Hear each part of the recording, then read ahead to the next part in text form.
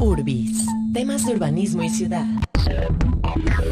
Temas de urbanismo y ciudad, a cargo del Departamento de Evaluación del Diseño en el Tiempo, Urbis. UAM Azcapotzalco.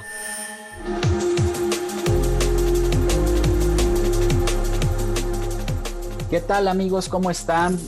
Pues estamos ya en otro programa más para Urbis, temas de urbanismo y ciudad en esta quinta temporada. La verdad queremos primero agradecerles pues su atención, que siempre han estado atentos al programa, hemos estado siguiendo sus mensajes y bueno, pues tratamos siempre les contestamos y siempre de llevar el programa lo mejor posible, ¿no? Todavía pues estamos en una etapa de contingencia ya cada vez menor, pero bueno, pues estamos con ustedes y gracias por estar con nosotros. Y bueno, pues sin más preámbulos, presento a nuestra invitada de hoy, que bueno, primero antes de dar su nombre, pues para mí en lo personal es una persona que aprecio mucho, es del área donde estoy, en urbanismo internacional, arquitectura y urbanismo internacional, y bueno, pues gracias a ella también pues estoy ahí en la UAM. Fue la persona que pues me dio la oportunidad para poder estar allí en la Universidad Autónoma Metropolitana. Y bueno, sin más preámbulos, pues estamos con la doctora Maruja Redondo Gómez. Y hola Maruja, ¿cómo estás? Hola, Ale, muy bien, gracias. Gracias por esta invitación, por esta diferencia tan de veras que me da mucho gusto. Y bueno, con mucho gusto estoy aquí con ustedes. Muchas gracias. Bueno, pues la doctora Maruja tiene un currículum muy amplio. Acuérdense que pues ya lo pueden consultar en nuestra página de Facebook de Urbis, temas de urbanismo y ciudad. Y como se los hemos dicho otras ocasiones, ¿no? Queremos mejor aprovechar el tiempo para que nuestro invitado pues tenga más tiempo de comentarnos el tema, ¿no? Hoy pues nos vamos a ir a viajar hacia Colombia, hacia Cartagena, que bueno, pues realmente se extraña. Nosotros también con el Seminario de Urbanismo Internacional, pues estábamos yendo cotidianamente cada año, pero pues como ustedes saben, esta situación de la pandemia pues nos ha frenado en todo el mundo, ¿no? Pero bueno, pues vamos a hablar de Cartagena, un puerto y una ciudad bellísimos, y bueno, pues más allá también de la belleza de su ciudad, la belleza de su gente, ¿no? Y bueno, para iniciar Maruja, pues bueno, ella lógicamente ella es de Cartagena, pero pues ella es México-colombiana o colombiana-mexicana, porque pues ya, ¿cuántos años tienes ya aquí, Maruja, en México? Pues tengo casi 40 años, ¿ya? Fíjate, pronto. Ya eres más mexicana que colombiana. He vivido más tiempo en México que en mi país. Así es.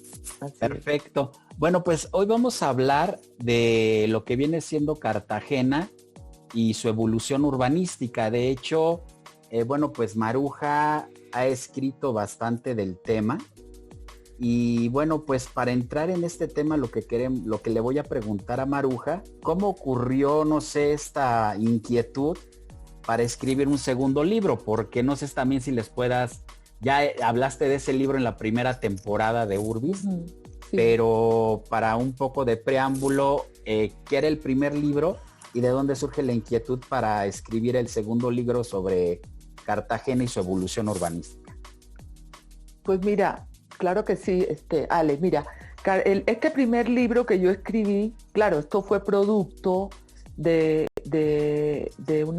digamos que de mi tesis de maestría, cuando hice mi maestría en urbanismo, que me surgió la idea de comunicar muchas de las cosas que investigué en ese trabajo de tesis y que finalmente lo convertí en un libro y en donde registré una serie de hechos que ya estaban, ya existían, ya está. Cartagena es una ciudad que obviamente por sus características, una ciudad colonial, muy importante a nivel nacional, pero también internacional, ha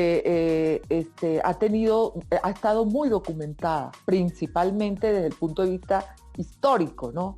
Todo lo que son sus murallas, toda esta historia de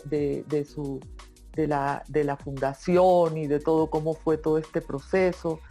Está muy documentada. Entonces a lo que me enfoqué fue digamos que a ordenar un poco de esa información y ordenarla cronológicamente y analizarla desde el punto de vista del urbanismo, cómo esa evolución se fue dando, cómo fueron apareciendo todos estos elementos que fueron haciendo la ciudad que digamos que es hoy inclusive, y cómo toda esta historia colonial también influyó en la conformación de la nueva ciudad.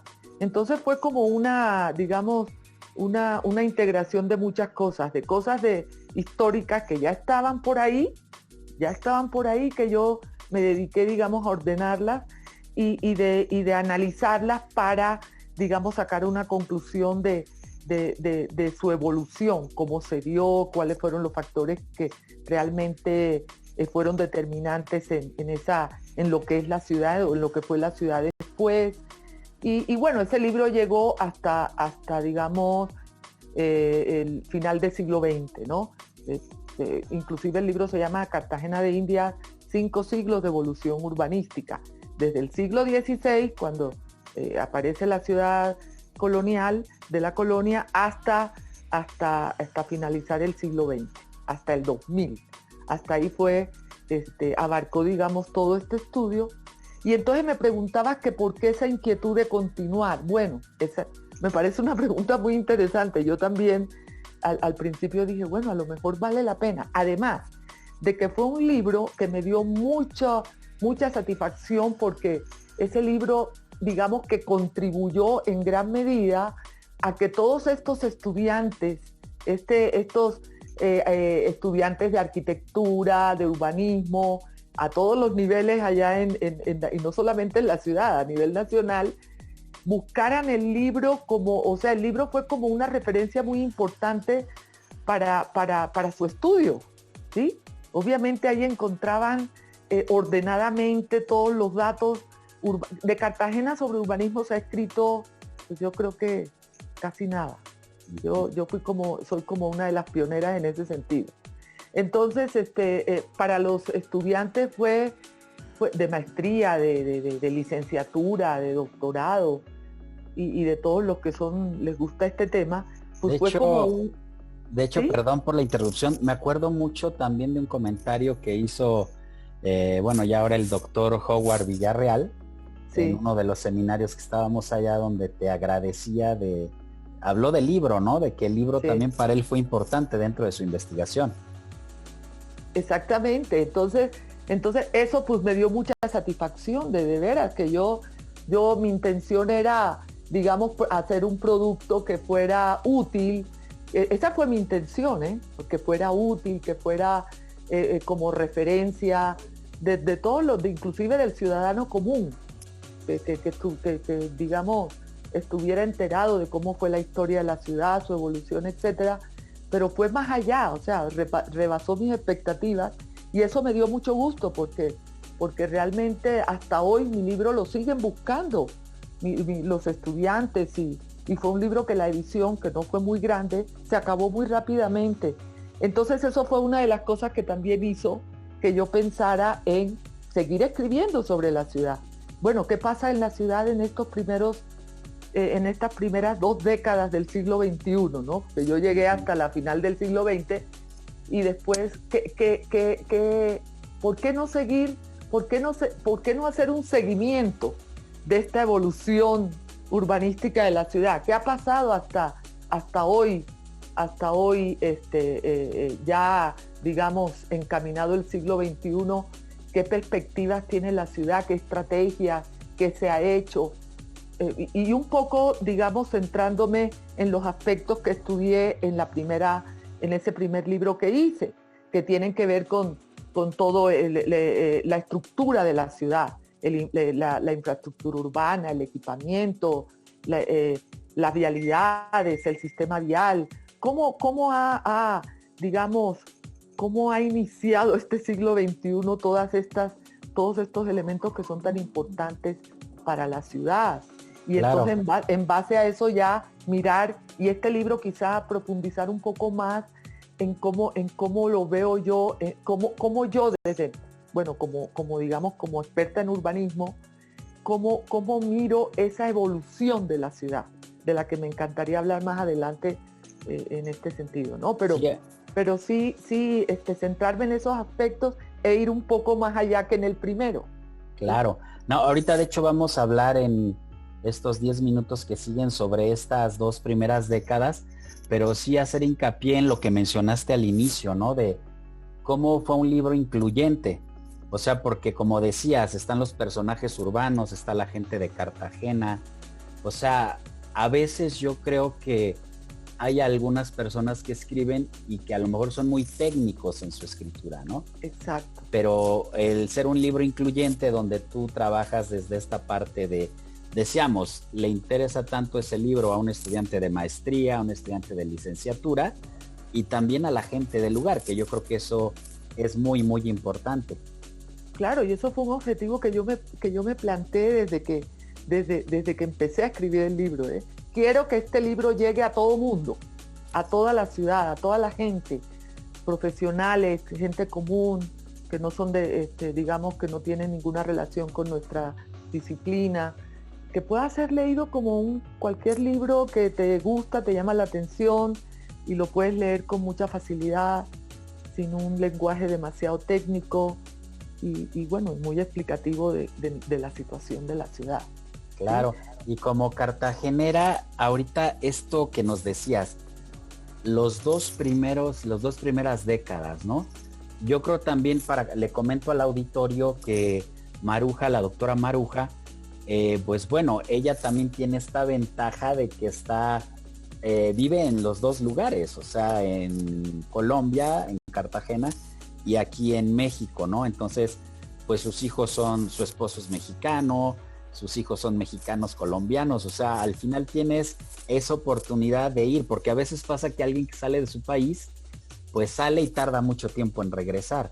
En cambio, tú tienes esa posibilidad de cada año poder regresar, estar en México, estar en Colombia, y pues sigues la problemática y lo que está sucediendo en Cartagena. Entonces, ahorita que hablabas de estas dos primeras décadas de este siglo, ¿cómo ves la situación en Cartagena en la parte urbana y en general sus problemas que tiene? Sí, mira, esto que acabas de decir, sí, ha sido muy importante y ha sido digamos, una ventaja para mí, en el sentido de que, como tú mismo decías, he tenido esa oportunidad de estar cerca a la problemática, mirar, y además he tenido he tenido esa oportunidad de vincularme de alguna manera, ¿eh? Yo he estado vinculada aunque yo salí de Colombia muy, muy joven, terminando mi carrera, nunca trabajé en México, en Colombia, digamos, profesionalmente. He trabajado en México mucho, pero digamos que he estado muy vinculada a todo lo que pasa en Cartagena y me toma muy en cuenta en ese sentido. Bueno, también tuve la oportunidad de estar en el Departamento Nacional de Planeación en Colombia, muy corto tiempo, pero donde tuve la oportunidad de conocer todo este sistema de instrumentos de planeación que existen en Colombia, su situación, cómo se desempeña toda esta caja de instrumentos, si realmente esto ha servido, si realmente esto ha añadido valor pues a las ciudades colombianas, ¿no? Entonces he tenido esa oportunidad, me invitan a conversatorios, me invitan a conferencias, he tenido esa gran oportunidad y eso es una ventaja, el tener estas dos, digamos, caras de la moneda, ¿no? Soy colombiana, soy mexicana y esto es muy, muy, muy padre. Yo lo he disfrutado mucho y lo he aprovechado. Bueno, me decías tú de cómo veo esa evolución. Bueno, mira, todos cuando hablamos de Cartagena, y eso es a nivel internacional, cuando mencionamos Cartagena de Indias, y a mí me ha pasado, todo el mundo dice, uy, qué bella ciudad, qué increíble, es un paraíso, me lo han dicho así textualmente, es un paraíso, qué lindo que se hace allá, etcétera, etcétera. Claro, eso sí es cierto. Pero Cartagena es una ciudad turística, muy turística, pero con muchos problemas. Sí, como todas las ciudades, ¿no?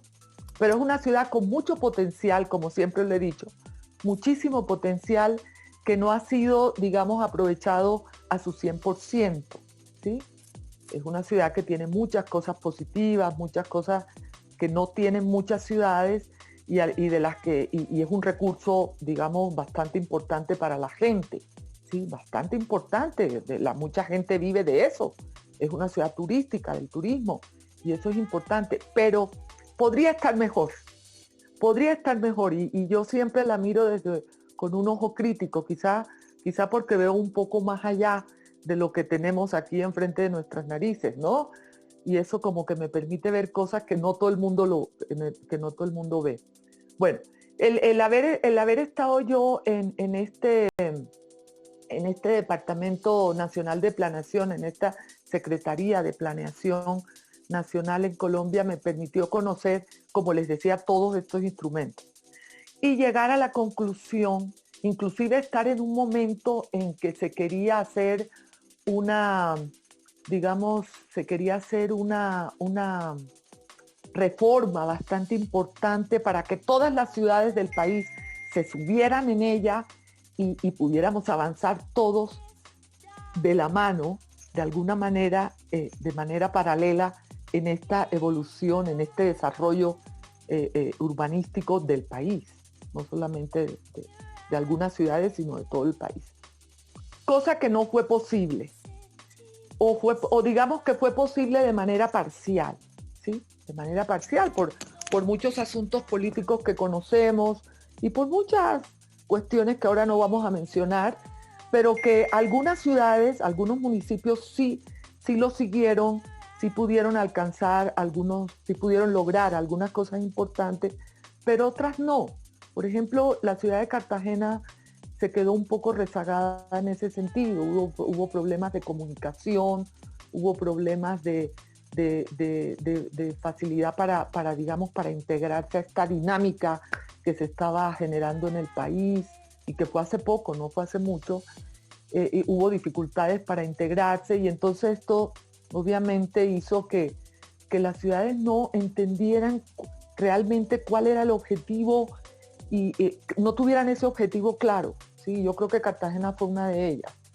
Entonces, aunque todas las ciudades tienen este sistema de planeación a través de la ley 388 del 97, que es una ley que te dice punto por punto cómo debe ser la planeación, cómo se debe seguir esta planeación en las siguientes demarcaciones del país.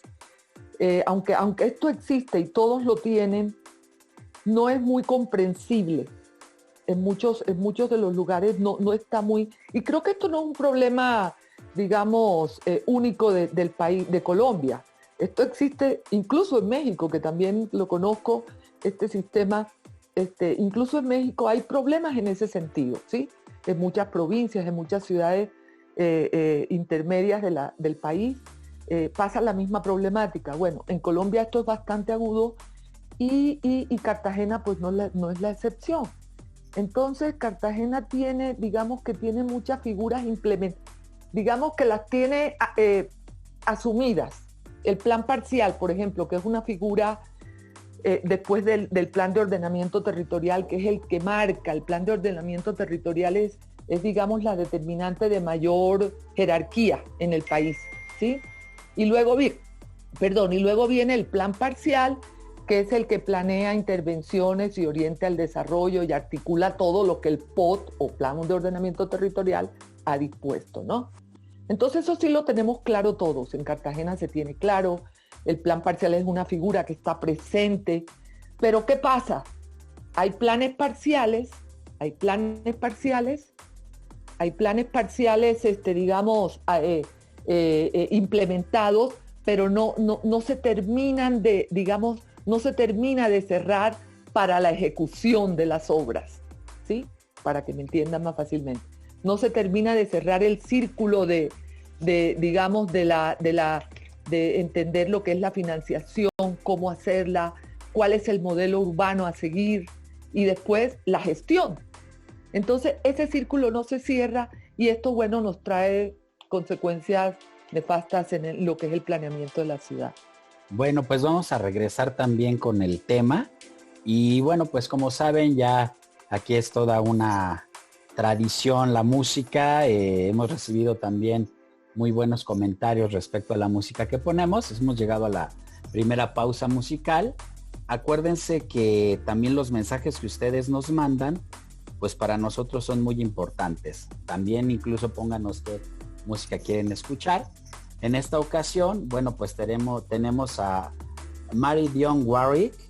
Ella pues nació el 12 de diciembre, de 1940. Su nombre artístico es Dionne Warwick. Es una cantante estadounidense de soul y pop, hermana de Dee Dee Warwick, sobrina de Cissy Houston y prima de Whitney Houston. Su trabajo musical más elogiado es el que realizó con los compositores Hal David y Burt Bacharach. Y bueno, pues la melodía que vamos a escuchar hoy es I'll Never Love This One Again, de 1979.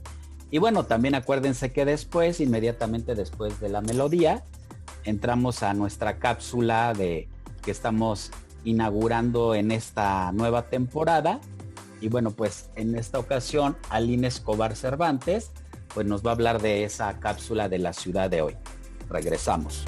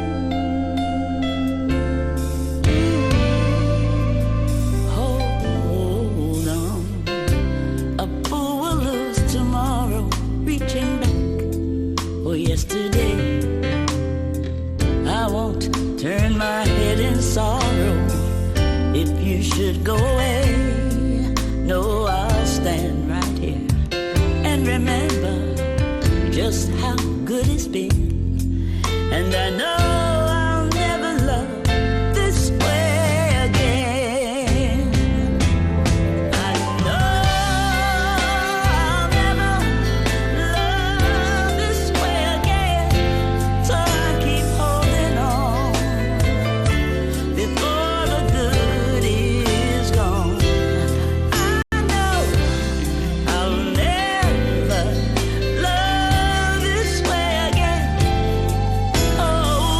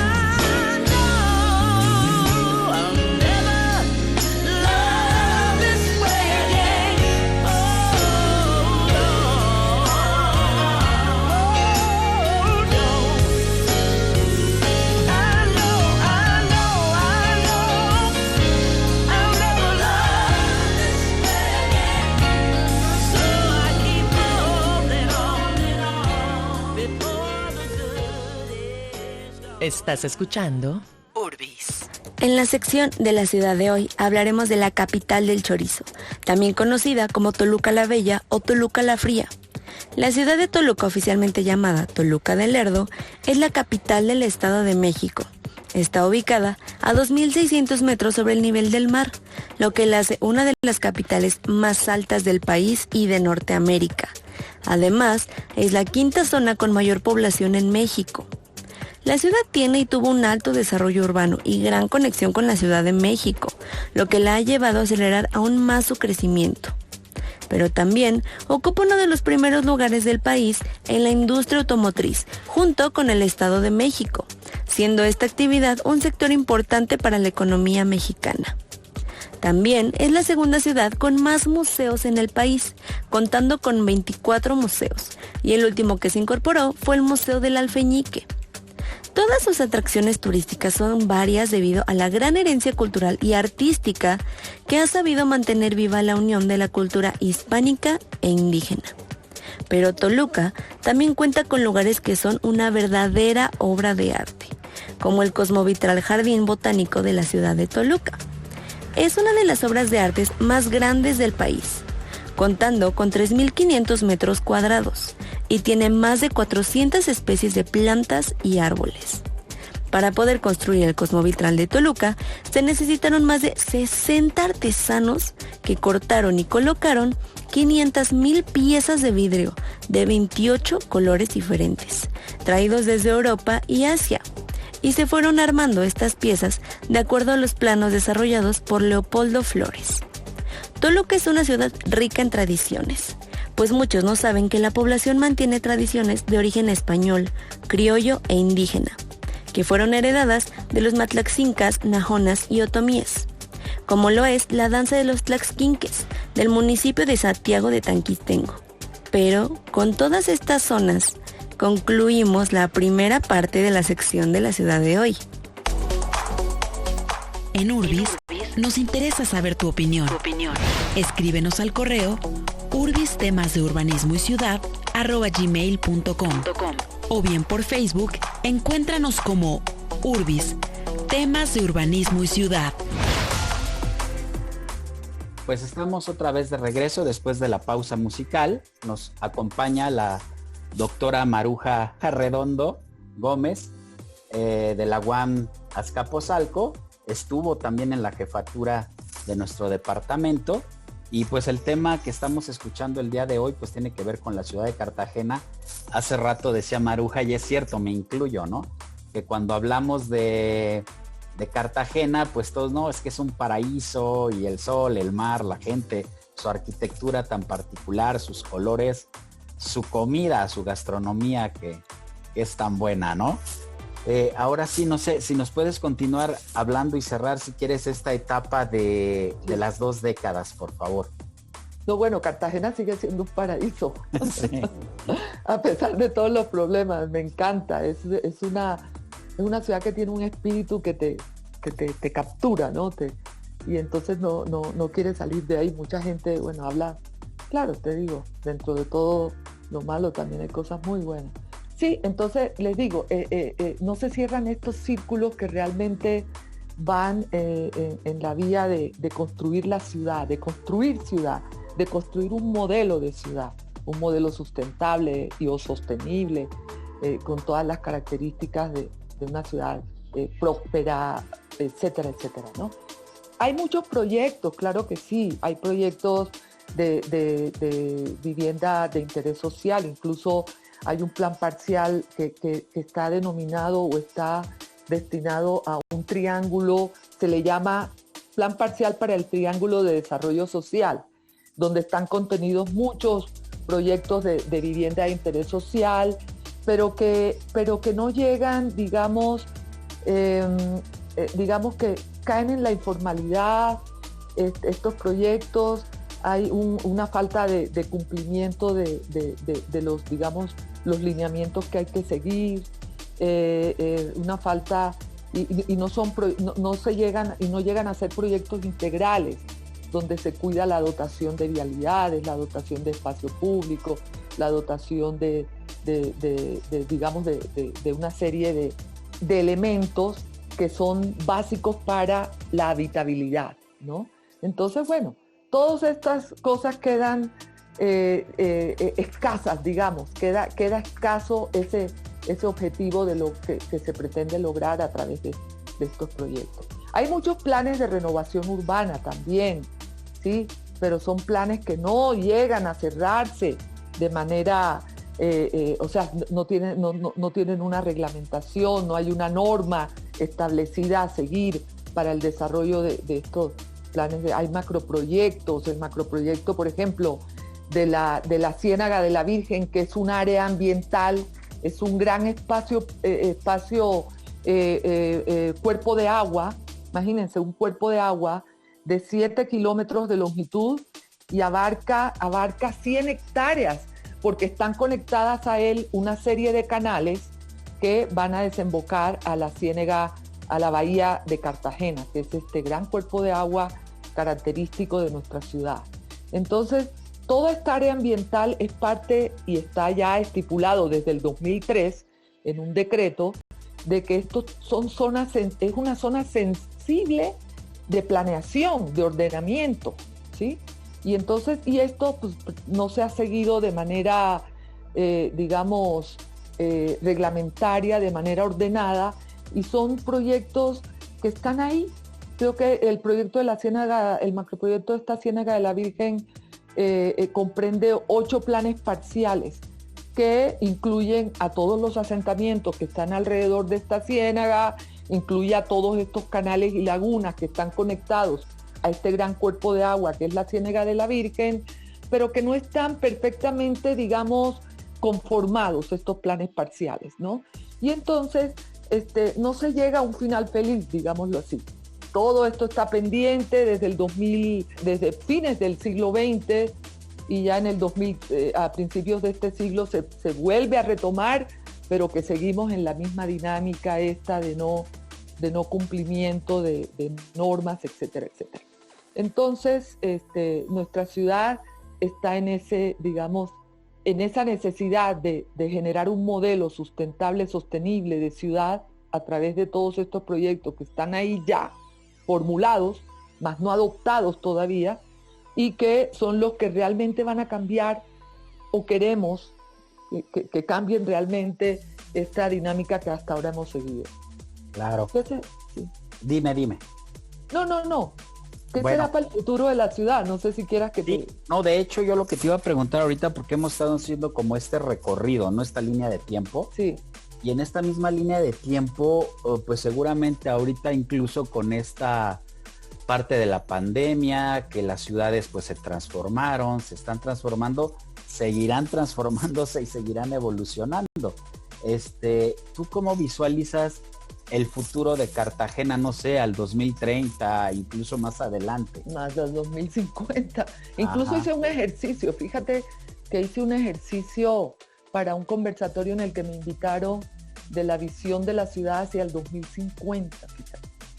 Entonces yo hice ahí un pequeño ejercicio de cómo, de acuerdo a la tendencia de crecimiento de la ciudad poblacional, a esta gráfica demográfica, demográfica, cómo sería la ciudad del 2050, pero también vi al 2030 en el que tenemos unos compromisos muy grandes, todas las ciudades del mundo, ¿verdad? Tenemos compromisos muy grandes con esta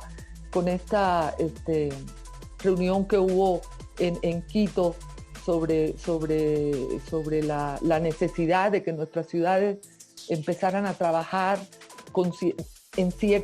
llevaran cierta dinámica para lograr esas ciudades sustentables que son tan necesarias hoy en día con lo que estamos padeciendo, ¿no? Y con esta pandemia y el cambio climático y todo lo que estamos viendo en nuestro planeta en este momento, que cada vez se hace entonces más urgente el que nos subamos a este carro y que todos vayamos tras ese objetivo, que es lograr nuestras ciudades sustentables y o sostenibles, ¿no?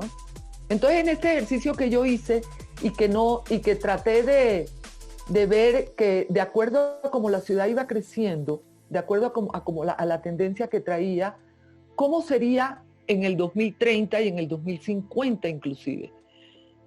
Hice algunas proyecciones sin exagerar, sino que se diera un pequeño cambio respetando un poco inclusive las tasas de crecimiento.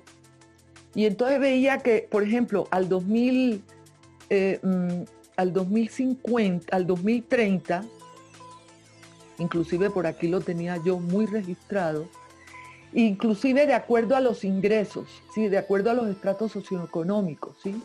Yo veía que al 2030, por ejemplo, los estratos socioeconómicos altos iban a crecer, la expansión de la ciudad en esos estratos iba a ser de un 8%, ¿sí?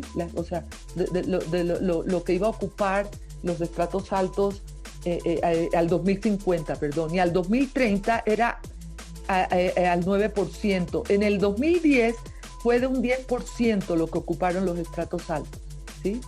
En el 2030 yo supuse, de acuerdo a estas tendencias, que el estrato alto ocuparía un 9%, y al 2050, siendo una trampita y buscando que esto fuera no tan exagerado, entonces estos ingresos altos ocuparían un 8%. Esto tratando de que los ingresos bajos pudieran tener, algún beneficio en este sentido, ¿no?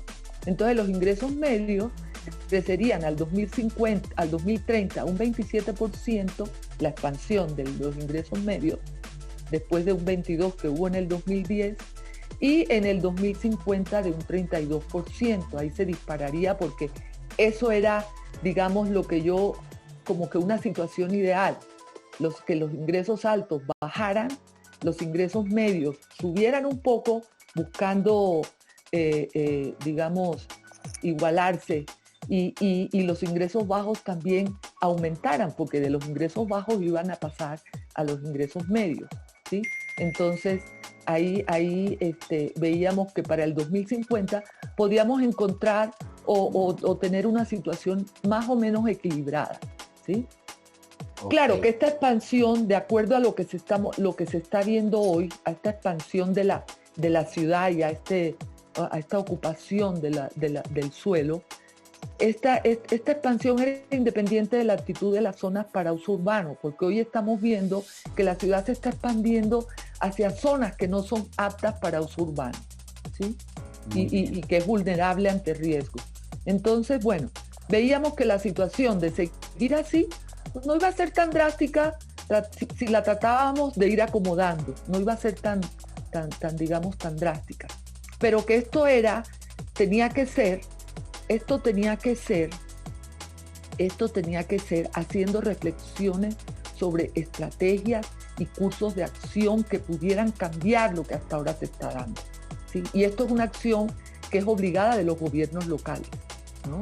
Y esto tendría que ser bajo un modelo de desarrollo urbano y una visión de ciudad, tener claramente eso, tener una visión de ciudad que en Cartagena yo la imaginaba ordenada, encaminada hacia la sustentabilidad, con oportunidades, con una estabilidad demográfica, con una urbanización moderada, ¿sí? Entonces, teniendo esto claro, los gobiernos locales tendrían que trabajar para lograr esa visión que es hasta, yo la ponía hasta el 2050, pero que ya en el 2030 tenía que estar encaminada, digámoslo así, ¿no? Entonces, como ves, Leo, Ale, mi libro en esta ocasión va a tocar otros temas que en el pasado no los tocó, pero que digamos que sí es una continuación, ¿no?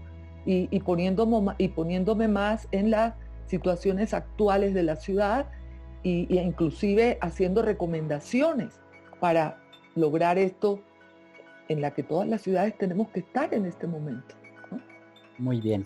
Bueno, pues ahorita vamos a ir a la otra pausa musical también. Y bueno, pues es bien interesante lo que estamos viendo de Cartagena, sobre todo esta parte de visualizar hacia el futuro, ¿no? Desgraciadamente muchos errores en las ciudades se han cometido porque no hubo una planeación y una visión futurista. Pero bueno, pues en este momento pues vamos a escuchar la siguiente melodía, perdón. En este caso es con Glenn Medeiros y bueno, pues es el nombre de debut homónimo del cantante de pop hawaiano Glenn Medeiros. Fue lanzado al mercado por Hermes Records en 1987 y su versión cover de Nothing Gonna Change My Love For You pues fue un éxito, ¿no? Y ya inmediatamente después vamos también a cerrar la cápsula con Aline. Y pues entonces vamos a la melodía y regresamos. Recuerden que están en Urbis, temas de urbanismo y ciudad, en el 94.1 de FM en One Radio. If I had to live my life without you near me, the days would all be empty. The nights would seem so long. With you I see forever oh so clearly. I might have been in love before, but I never felt this strong. Our dreams are young and we both know they'll take us where we want to go. Hold me now, touch me now, I don't want to live without you. Nothing's gonna change my love for you. You wanna know by now how much I love you. One thing you can be sure of, I've never asked for more than your love. Nothing's gonna change my love for you. You wanna know by now how much I love you. It won't change my whole life, but nothing's gonna change my love for you. If the road ahead is not so easy, our love will lead a way for us, like the guiding star. I'll be there for you if you should need me. You don't have to change a thing. I love you just the way you are. So come with me and share the view.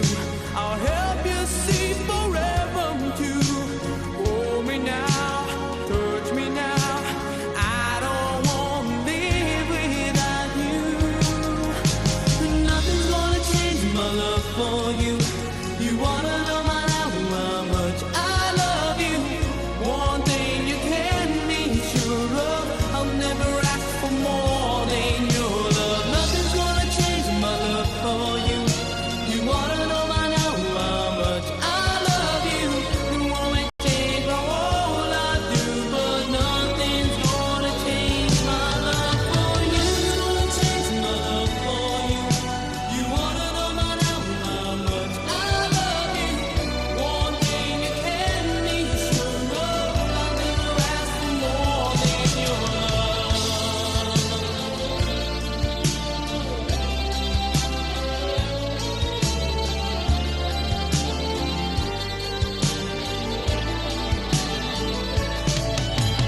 Nothing's gonna change my love for you.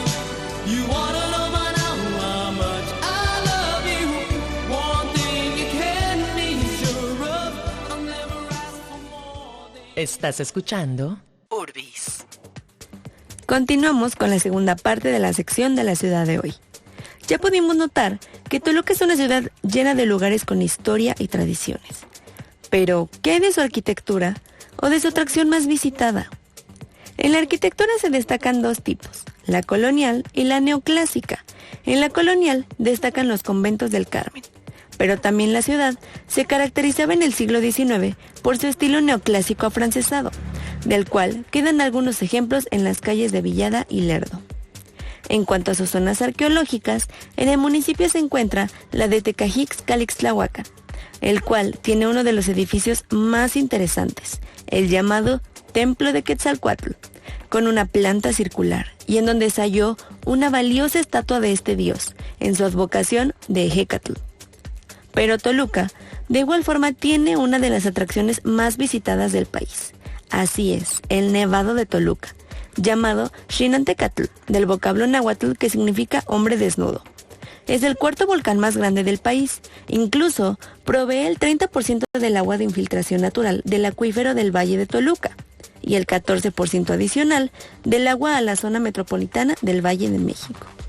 Y es lugar de 2 lagunas que son consideradas las más altas de Norteamérica, la Laguna del Sol y la de la Luna. Toluca también comenzó incluyendo poco a poco la energía renovable en sus edificios, llevándose a cabo la renovación de la instalación eléctrica en el edificio público del Centro de Educación Ambiental. Se colocaron lámparas LED y una instalación de un sistema fotovoltaico para que generen su propia energía eléctrica a partir de una fuente renovable. Igual, se colocó un muro verde para lograr el desarrollo de plantas de forma vertical en un edificio, pues esto ayuda a generar una mejor calidad de aire, amortigua la temperatura, el ruido exterior y reduce el estrés, creando un ambiente con menos distracciones.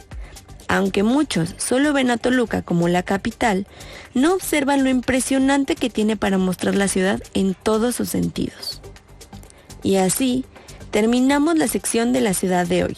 Yo soy Aline Escobar y estás escuchando Urbis.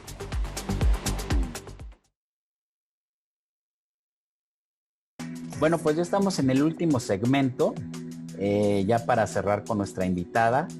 Y pues es bien interesante lo que nos planteas, Maruja, de este futurismo en esta ciudad, ¿no? Y al final todas las ciudades tendríamos que pensar en esto. Aparte de lo que tú ahorita nos vas a terminar de decir, yo después te quisiera también hacer otra pregunta respecto a algo global, ¿no? De esta situación que tienen las ciudades de sobrepoblación. ¿Cuántos habitantes tiene Cartagena? Alrededor del 1,000,000, ¿eh? Alrededor del 1,000,000, o sea que sí. Ya es una ciudad bastante claro. grande, ¿no? Con todas las peculiaridades que tiene. Entonces, si quieres cerrar este tema de lo que nos hablabas a los 50 años. Sí, bueno, sí, les decía eso, que la importancia de digamos, tener una visión clara sobre la ciudad que queremos, el modelo de la ciudad que queremos implantar. Y entonces este modelo, obviamente, lo hacemos en base a estas tendencias. Yo nada más, digamos que me limité a la cuestión del crecimiento de población, que es lo que más impacta en el territorio, ¿no?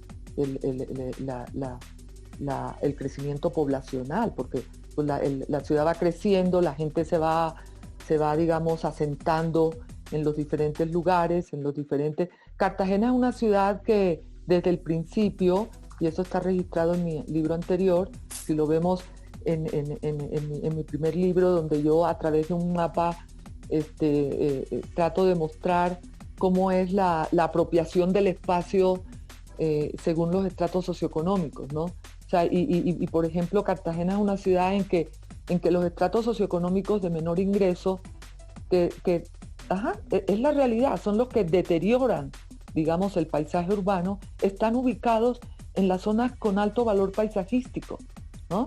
Podemos ver que la Ciénaga de la Virgen, que es este gran, digamos, cuerpo de agua con el que cuenta la ciudad, está rodeado de zonas de estrato social, de estrato bajo, ¿no?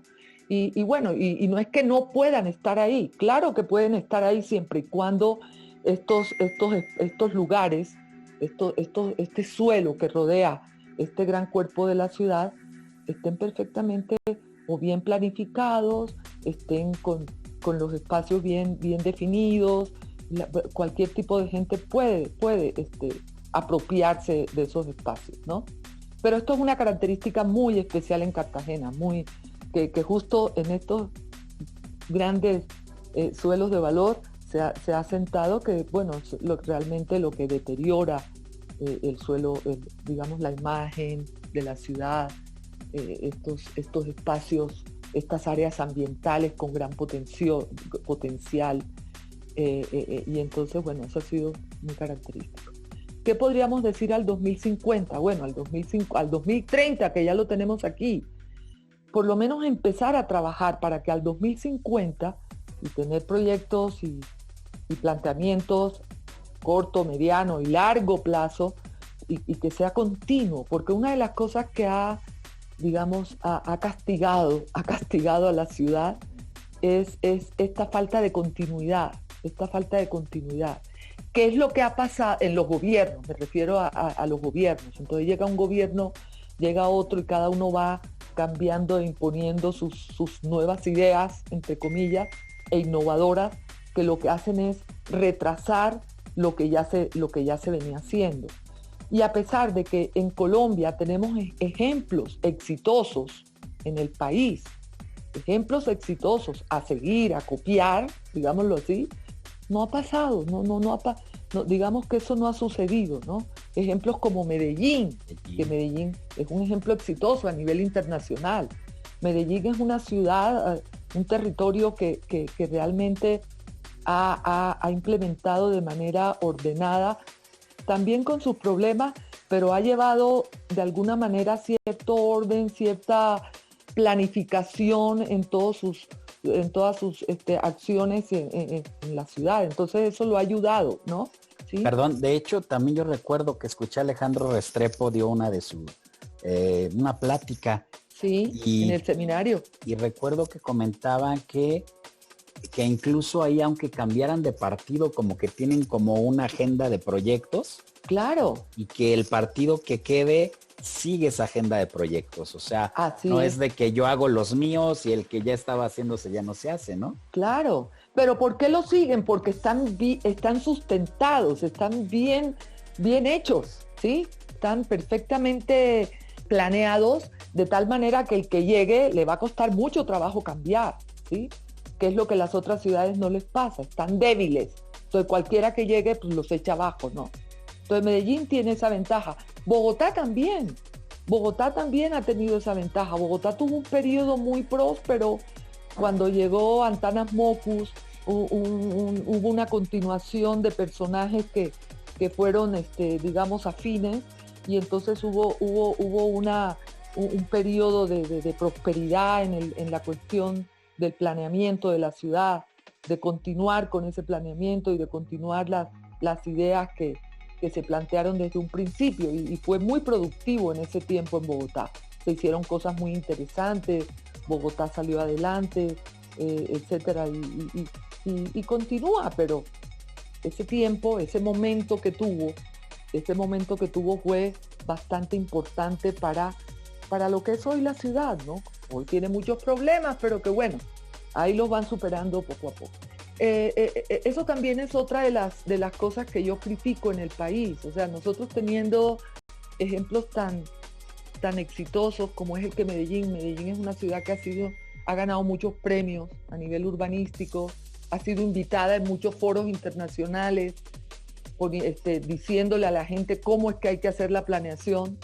Y pues en Colombia, ¿qué pasa en Colombia? ¿Por qué no nos seguimos? ¿Por qué no implementamos esa dinámica que implementó Medellín y de alguna manera Bogotá en algún momento y podemos avanzar? Hoy en día, en el 2020-21, ya podemos ver que hay algunas ciudades que están intentando, Barranquilla, por ejemplo, hoy es una ciudad que podemos mencionar como una ciudad que está intentando planificar e intentando tener un modelo de ciudad que pueda generar calidad de vida para sus habitantes. Y ha hecho muchos proyectos, ha hecho muchas cosas que realmente han puesto a Barranquilla en un buen nivel, en un buen plano a nivel nacional. Ya se menciona la ciudad de Barranquilla, la ciudad en Córdoba, Montería, la capital, que son ciudades de la costa, pequeñas ciudades que están haciendo sus pininos, están intentando, pero hay que hacerlo, ¿sí? Y creo que Cartagena tiene todo, tiene mucho potencial. Inclusive Cartagena ha hecho muchas cosas, tiene muchas cosas formuladas, tiene muchos proyectos, tiene macroproyectos para un modelo de ciudad que realmente alcance esto que queremos. Sí. ¿Qué nos falta? Implementarlo. Nos falta una gestión sólida, nos falta encontrar los caminos que nos van a llevar a lograr eso que queremos, que ya está ahí, pero que no nos atrevemos a echar a andar, ¿no? Pues entonces, sí. Bueno, este libro realmente va a trascender, va a abarcar mucho más que el anterior.